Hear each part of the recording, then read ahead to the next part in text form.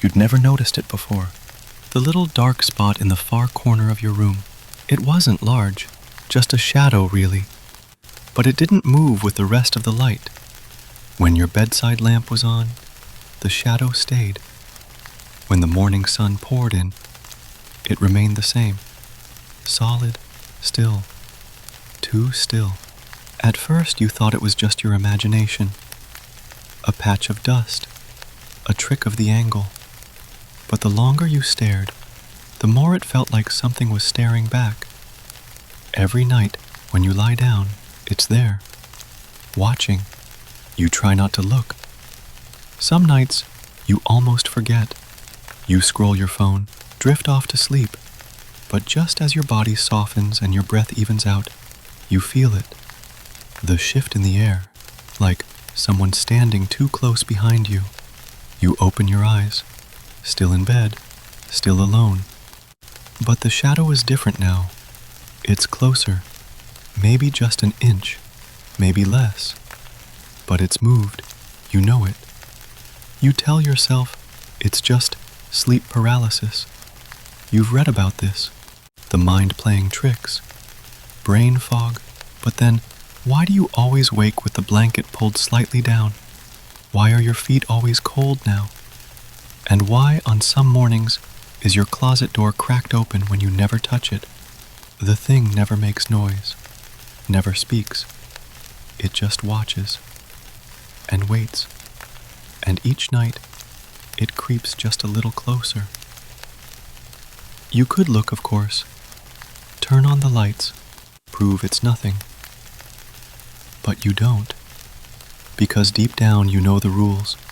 It only moves when you're not watching. And one night, when your eyes finally close long enough, it'll be standing right beside your bed, smiling. You start sleeping with a nightlight now. It's a small, glowing thing, warm yellow, meant for children. It doesn't help, because the shadow is still there, no matter the light, no matter the angle.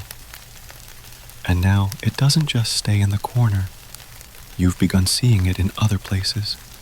A dark blur in the bathroom mirror, a flicker in the reflection of your turned-off TV. Once you caught it in the hallway, just as you turned around. Too tall, too thin. It vanished when the light came on, but it left behind a scent, old earth, and something coppery, like rust or blood. You tried sleeping at a friend's place last weekend.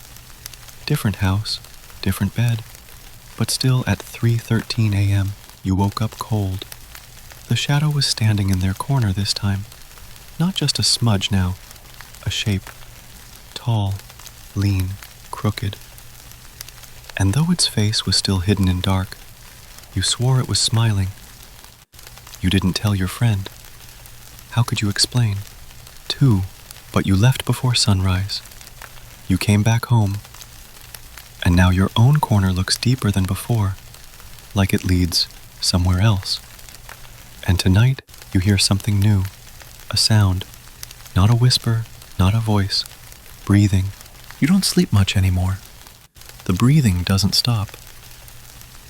You've moved your bed, blocked off the corner with a dresser, hung a heavy blanket over it, but somehow, even without seeing it, you feel it there, watching, breathing, sometimes fast, sometimes long and slow, like it's trying to match the rhythm of your lungs. You sleep on the couch now, but it follows. The first night you did, you heard the light bulb in the corner lamp pop. The same corner, always that one, even in a different room. You've stopped telling people. No one believes you anyway. They smile politely, say it's stress or sleep deprivation. But the thing, it knows you're alone in this now. It's not hiding anymore. Last night, as you were falling asleep on the couch, blanket to your chin, eyes heavy, you heard the creak of your bedroom door opening down the hall.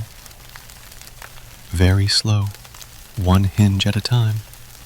You didn't move, didn't breathe. Then came the sound of something brushing across the carpet, slow, dragging, something with long limbs. It didn't speak, didn't hiss or whisper. It just stopped at the edge of the room and stood there, breathing. You kept your eyes closed. Not because you were brave, because you knew if you looked at it, it might not go away. And now you lie in the dark, blanket tight around your shoulders, the corner pulsing quietly across the room. You know it's still there. And tonight, it's closer than it's ever been. You'll fall asleep soon. You always do. And it's only waiting for one thing.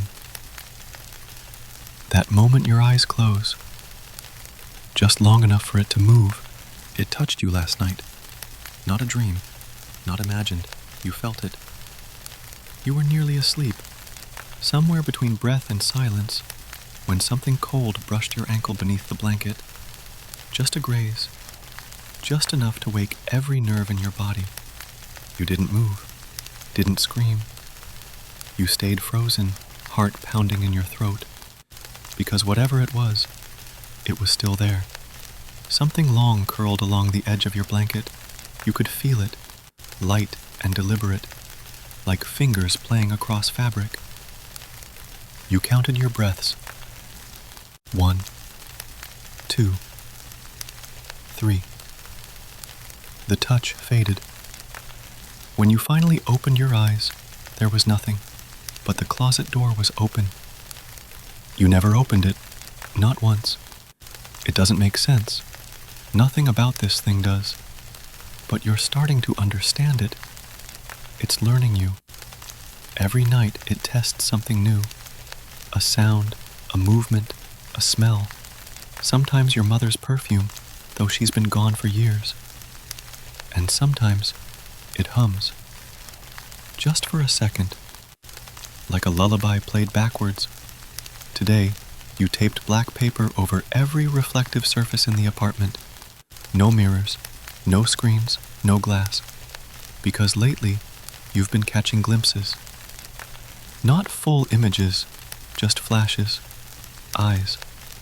Too many and too far apart. A smile that stretches where it shouldn't. Joints bending the wrong way.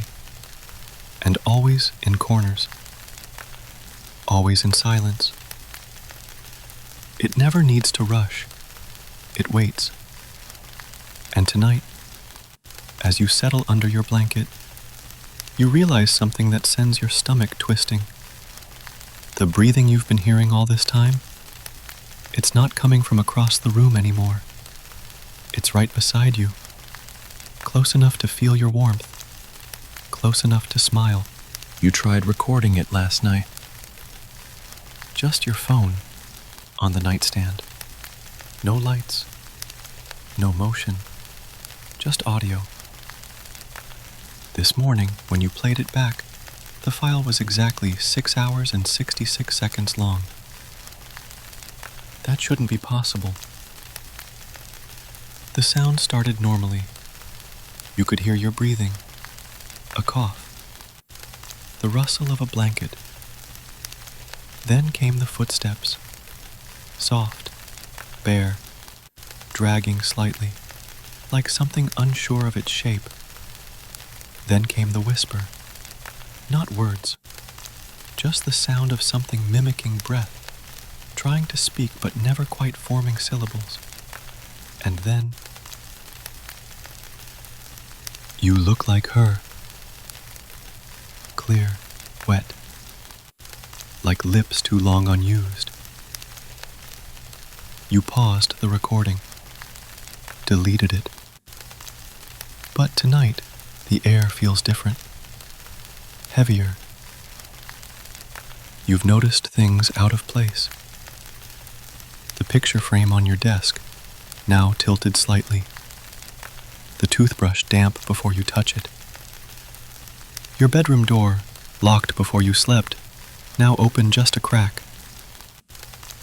It's not trying to stay hidden anymore. It's showing off. You lie down again, heartbeat thick in your ears, and glance toward the corner. No shadow tonight, but your closet is open, and something long is stretched across the floor, low and still, like it's waiting for you to move. Your eyes begin to close. But just before sleep, you hear something behind your ear. Not a breath, a voice. Low and gentle. I'm going to crawl in now. You didn't sleep last night. Not because you didn't try, but because it never let you. Every time you drifted off, even for seconds, you'd wake to something new. The soft rustle of your blanket shifting without your touch. The sound of your name whispered from behind your pillow. A warm, wet breath pressed against your cheek like a kiss. At 2:47 a.m., you turned on every light. There was nothing there, but your reflection in the bathroom mirror looked wrong. Eyes too wide, lips moving just slightly behind your own. You blinked, and the reflection didn't. You haven't looked in the mirror since. You haven't turned off the lights either. But that doesn't help anymore, because now the thing makes noise even in the light. You sit on the couch with the lamp beside you, blanket wrapped tight. The room is warm, still, but something behind the wall scratches. It's slow and rhythmic, like nails tracing along the wood, listening, testing. And then it stops. You freeze.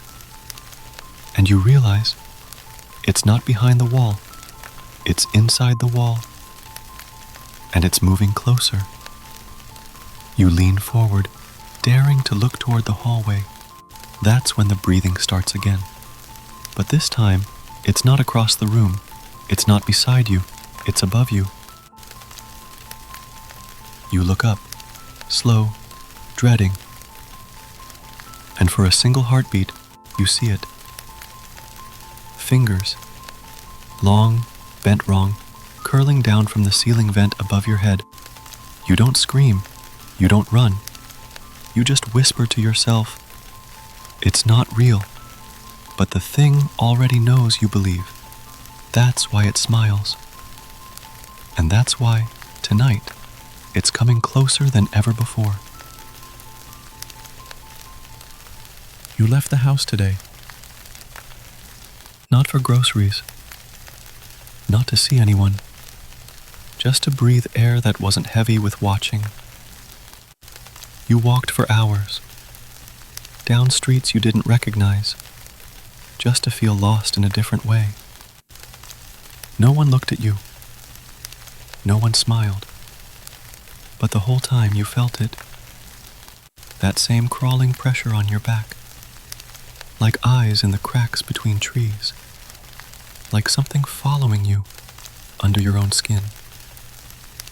When you returned, your apartment door was unlocked. You're sure you locked it. Inside, nothing looked out of place. But it felt wrong. The air was colder. The kitchen light flickered, even though it had never done that before. And worst of all, your bed looked disturbed. You hadn't touched it, and folded neatly on your pillow, laid out with terrible care, was the shirt you wore as a child. The one lost years ago, the one buried with your mother. You didn't put it there, but someone, something did. You sit now, trembling, the weight of sleep pressing on your chest. But you don't want to close your eyes. Not after what happened last time. Not after the dream. Or was it real, where you woke up, standing at the foot of your own bed, hands twitching at your sides, head slowly turning, even though you couldn't control it. You saw yourself lying there, sleeping, and behind you, something rose from the corner. Something wearing your face, but with no eyes, no lips, just skin stretched where features should be.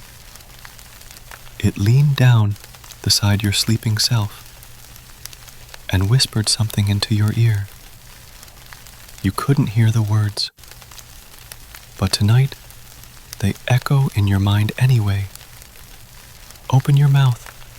I need a place to stay. Rest now if you can, but if you wake up facing the wall, don't turn over.